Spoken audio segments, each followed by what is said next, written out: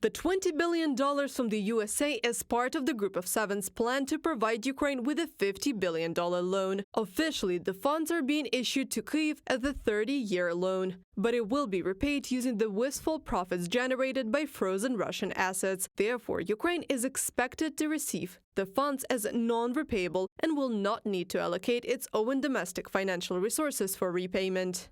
The $50 billion collectively being provided by the G7 through this initiative will help ensure Ukraine has the resources it needs to sustain emergency services, hospitals, and other foundations of its brave resistance.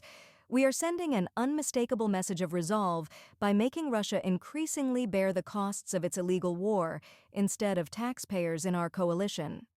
Janet Yellen, U.S. Secretary of the Treasury, from a publication on the department's website. In addition to the U.S., the collective loan will be provided by the European Union, Great Britain, Japan, and Canada. Brussels is expected to provide $20 billion, while London and Tokyo will each contribute $3 billion, and Ottawa $3,700 million. As the legal procedure for establishing a compensation mechanism continues, and as we work on confiscating Russia's frozen assets, we will start receiving the first $50 billion next year. The funds will also be used for the needs of the defense forces. Ukraine's budget for 2025 is based on the G7 loan.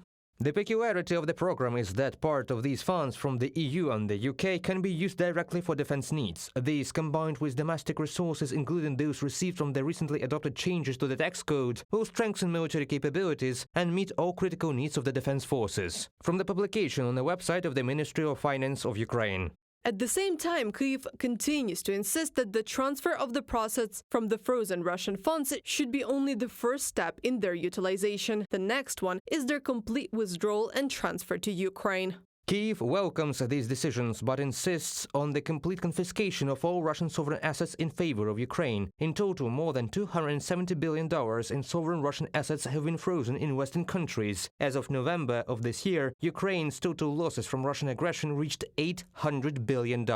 From the publication of the Center for Strategic Communications and Information Security under the Ministry of Culture and Information Policy of Ukraine on Telegram. Western countries are not yet ready to confiscate frozen Russian assets. There are concerns that such actions could undermine confidence in the international financial system. The CEO of the Belgian depository Euroclear, where about 180 billion euros are blocked, pointed out that to avoid future legal risks, a mechanism needs to be developed to transfer all associated financial obligations. Reported by Anastasia Tarnavska, Valeria Nekapelova, UATV News.